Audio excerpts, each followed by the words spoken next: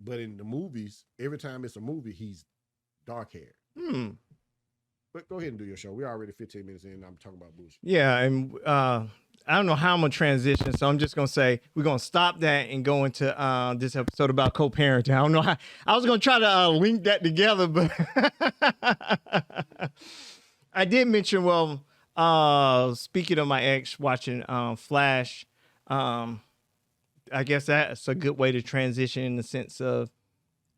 No, it's not. So it's just we're just gonna start talking about co-parenting. But so obviously the topic today is about co-parenting, and obviously the definition of co-parenting is just two individuals no longer together, whether you're just separated or divorced, raising the kids together. And then obviously it comes in different variations of it. Like for example, for me and my ex, we co-parent week on, week off kind of thing. We only live like 10 minutes away from each other, so it's really convenient. And the boys go to school near me, so it's easy just to drop them off to my house or my place for them to go to school. So it's easy for us, and I'll get into more details about how me and my ex co-parent.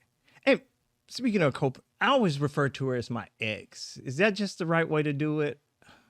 I always just say ex. I guess that's it. I don't know. I feel like is there another term for your former spouse or the kid's mom? I guess saying kid's mom is too much. But anyway.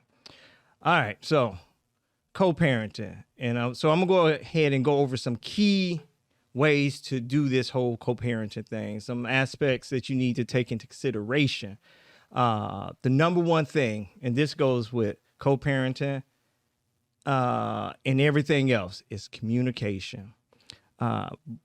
Right now, I think me and my ex have better communication now than when we were actually together.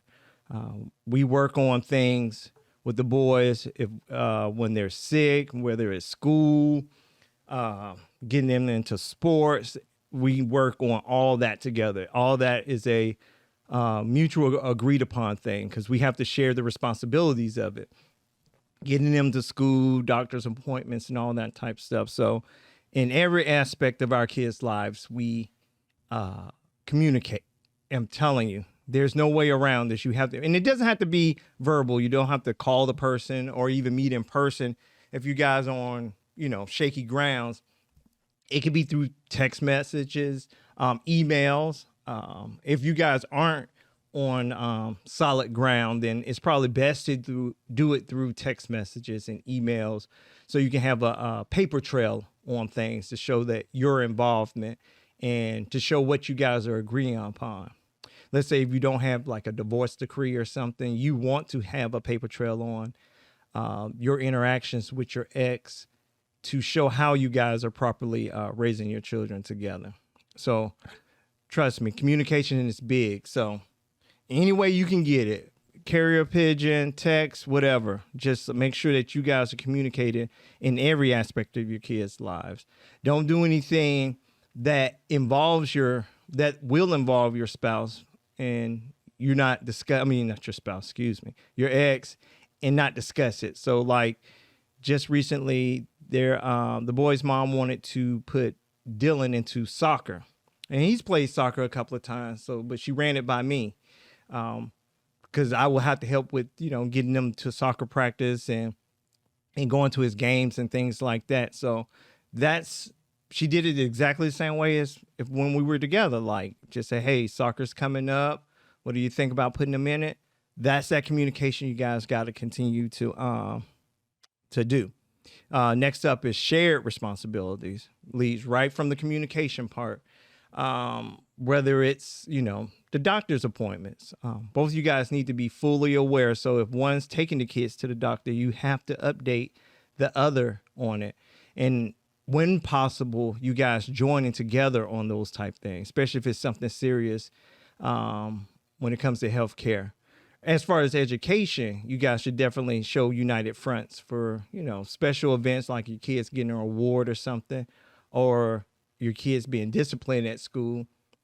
You want to show up together to show that, you're united in raising your kids and sharing in the responsibility in decision making when it comes to anything dealing with school, financial obligations.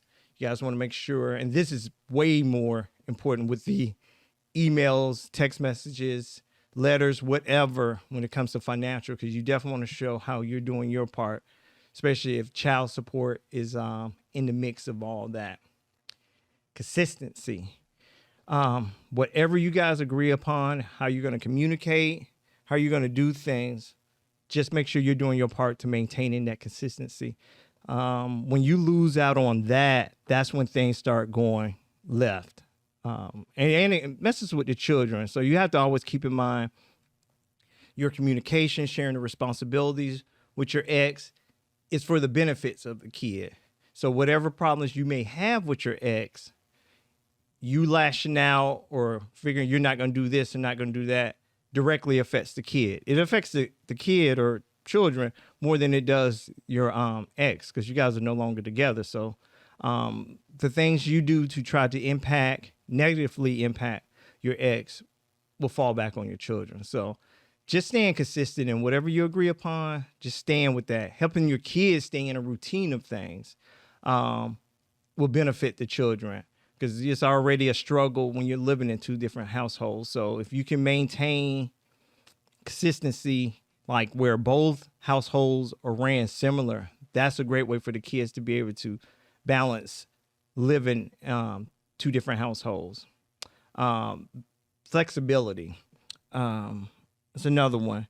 Being flexible, because things change. Like I'm working overnight now.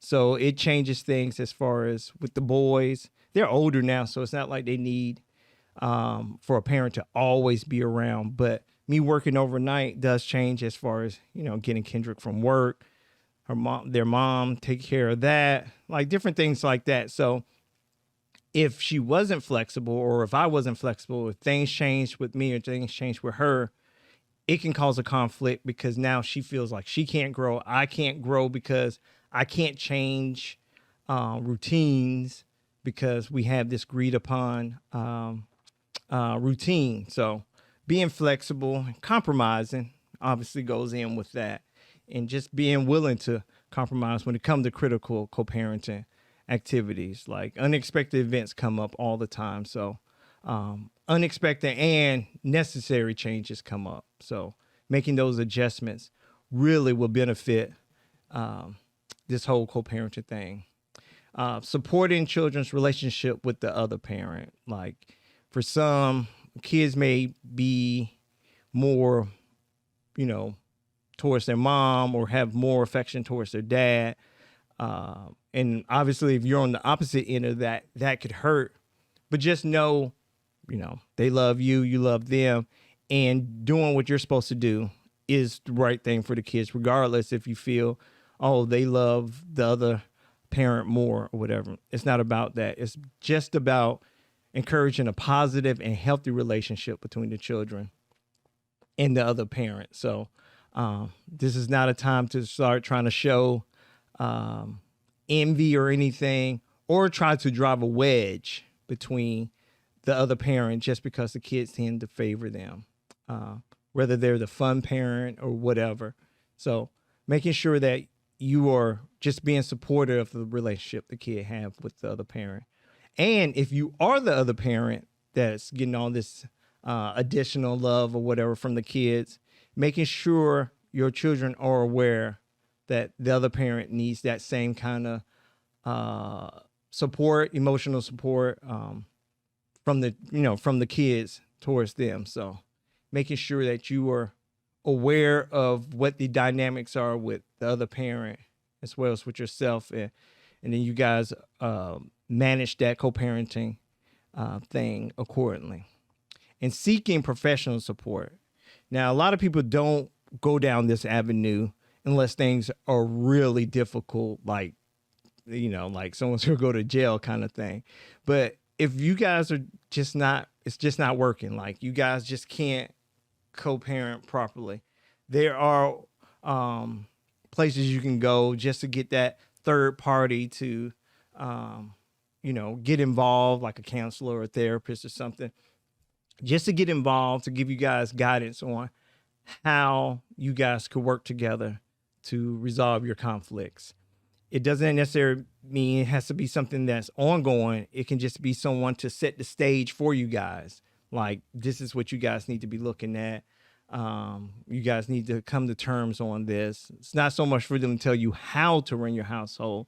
It's more of just getting you guys to come up with the best way for you guys to determine how you want to run your household separately, yet having that united front. So don't feel embarrassed or anything if you need to see a counselor or therapist just to get that going. And even if the other parent is not willing to do it, you can still do it on your own and just take the tools that they give you and try to apply it to your co-parenting experiences. So my personal experience with co-parenting, like I mentioned earlier, we do the week on, week off. I shoot the podcast on Sundays for the most part, and it's also the same day that we transition from different households. So when I get done with this podcast, I'll shoot home to play Dylan and Kirby and play Kendrick and some Madden.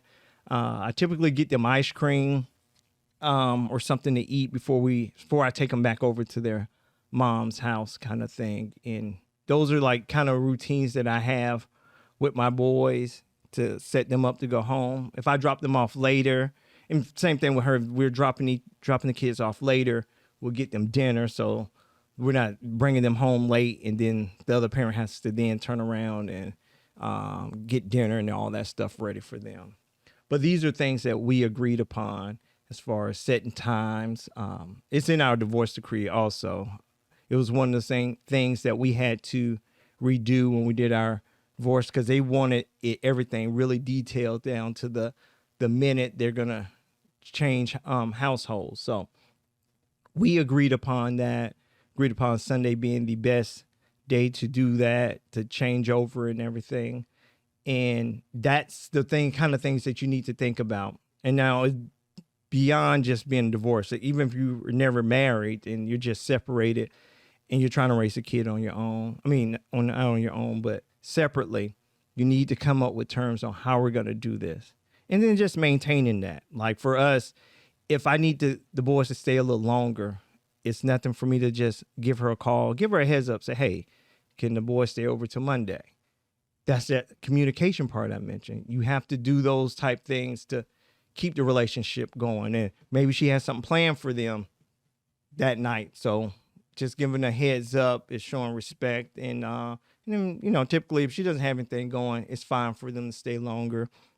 Or if she does a vacation with them and she needs them when it should be my time, it's one of those things that we can discuss so I can still get my time with them, maybe on a later date. So things are always equal. And of course, this is for those that are doing the week on or week off where you're spending equal time with the kids. Of course, you have to make adjustments if it's something where one of the parents only get the kid for the weekend. So if the one that has the kid for the week then wants to travel over into the weekend, that's a discussion that has to be had. And it has to be had in advance, because if you only have a weekend with your kids, you may have things already planned out. So it won't be as easy to just pivot if the other parent needs more time with the kids. So it's that communication. It's the big thing. And I have some do's and don'ts. And of course, getting right back to communication is one of the do's is commit to making co-parenting an open dialogue with your ex. Like I said, emails, texting, voicemails, letters, face-to-face conversations. If you can have that combination of all of them, that's great to keep each other well informed. Like I said, it's not something where you have to go in and learn about their personal life, even though you kind of want to know what's going on with them. Like I still check in with my ex just to see how she's doing. If we haven't talked in a while, because like I said, our kids are older and now it's summer, so there's not much school talk, no doctor's appointments or anything going on and stuff. So we don't talk as often as we do like during the school year. But I will still send a text or something just to say, hey, how's it going, kind of thing, because her doing well or doing good impacts the boys. So like how she's feeling has a direct effect on the boys. So I need to make sure still that she's doing good, and the boys do a good job of not sharing what's going on at each other's household. So not getting information that way, and that's the best way to do it, because get it from the source and not let the kids. Obviously, if something was wrong, I know the boys would tell me, and I'm sure if they felt they weren't being treated right at my spot, they would let their mom know. But so far, all is well in the households. So, but that open communication is what allows us to stay on point. Another do is rules should be consistent and agreed upon in both households. If the boys are on punishment at one household, when they come to the other, they're still on punishment. This is how we keep things equal. So if the boys get on punishment, it's probably something that should have been a week, and they get to my place, it's another week, because I need to show them that me and their mom are united in making sure they're doing what they're supposed to be doing. And especially when it comes to school, because that's the biggest thing for us. It's like, let them slide on keeping their rooms clean and things like that. But school is the biggest thing with them. They're doing good, doing great, actually. But we stay on that. So keeping household rules consistent is a really good thing. Another do is commit to positive talk around the house.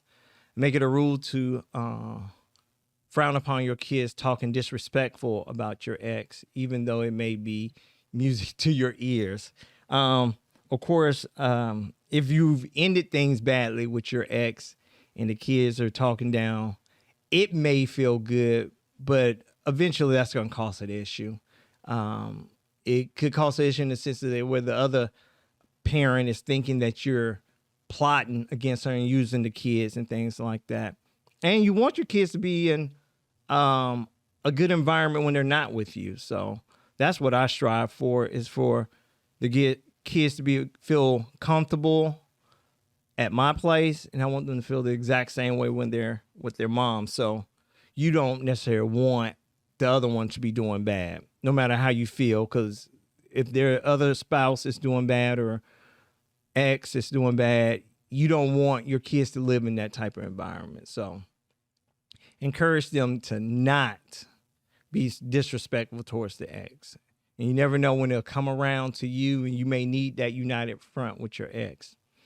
Agree upon boundaries and behavioral guidelines for raising your children so that their consistency in their lives, regardless of which parent they're living with at the given time.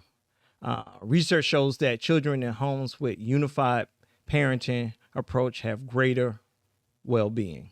So I totally agree with that. And that's exactly how I'm trying to live, is having everything discussed upon, whether routines, guidelines, all that stuff in place, so that we can create that, that well-being for our children and consistency. I could tell you some of the things that we haven't experienced is the other having a significant other. So now that is I won't say roadblock, geez. I would say something we just haven't experienced. And to be honest, I don't know how I'm going to handle it. I don't know what that's like. Like, how do you maintain that? I know if my ex was to get somebody that didn't treat my kids right, I'd probably be locked up in Fulton County. But other than that, I don't know how I will react to seeing my ex with someone else with my kids. Like, I'm not concerned with her being with someone else. It's more my boys around somebody else. And I'm not concerned about someone taking my title, as father. I think I've instilled enough in my boys where I'm not concerned about that, but I don't know what that experience is going to be like. So I'll keep you guys posted to whenever that happens. And I don't know how it's going to be if or when, like, I have a significant other and my boys are always around that person, and how my ex will react and introducing my new significant other to her and vice versa, because that's one of the agreements that we have, is that if we're introducing someone new into each other, to our kids, that it's agreed upon and that we have to meet. Like, so I have to meet that dude, she'll have to meet that woman if they're going to be around the kids. Were you about to say something, Ella? Okay. But let me get into some of these don'ts, though. Don't burden your children.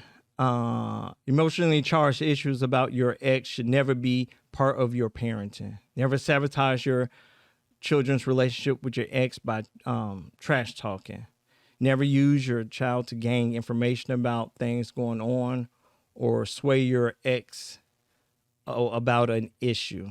The main thing here is do not expose your children to conflict. So this is what we did for the most part when we were married, is not let the kids be involved in whatever's going on in the household. Like,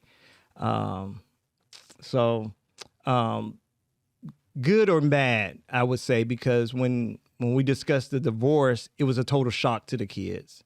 Like, so I will say, and once we decided, all right, this is going to be it, I feel, looking back, that maybe we should have, like, explained certain things to the kids. Like, and obviously I'm about to get a little bit more personal with this, is that, it got to the point where we were living in separate rooms. My boys did not pick up on that was an issue. Like, I had my office where I did my writing and things like that. So I just moved into it, like bed and all, put a bed in there and everything. My boys just hung out in there like they did when it was my office. And then it just became, that's dad's room and that's mom's room. So they didn't pick up on that there's an issue. And I think that was probably the time we should have mentioned something to them to why we're doing that. Because it got to the point where I was like, you know what, I don't want, and we both agreed with it, don't want the boys to think this is normal. I mean, like, this is not like Leave It to Beaver where the parents slept in separate beds kind of thing. But we didn't want them to think this was normal, that, like, we didn't show affection towards each other. And so we didn't want the boys to think that was normal. But obviously when we told them we were getting divorced, it was a total shock to them. It's like they did not see that coming. So I guess in hindsight, it's not putting the burden on them about our relationship, but we should have gave them insight on it, so that when it was time to separate, it wasn't such a shock. So that is one thing I think I would definitely do differently.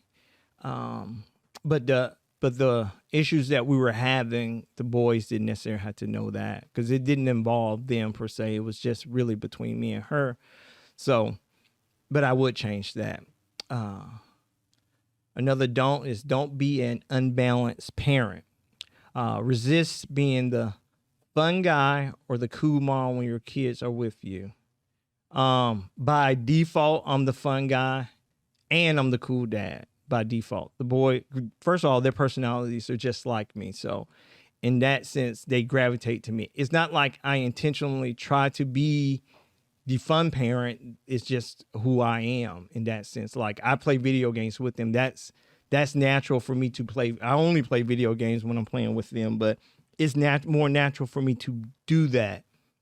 So, and I like the junk food that they like to eat, like Taco Bell and stuff like that. So it's easier for us to go do that. So it's not like I'm trying to do things just to be, hey, this is the fun spot.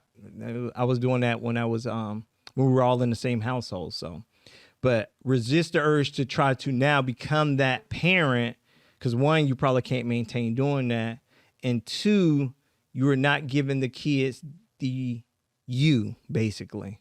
You're putting on a front for them that you can't possibly maintain, or they start to gravitate to that parent. And then when you try to be yourself, they're not feeling that.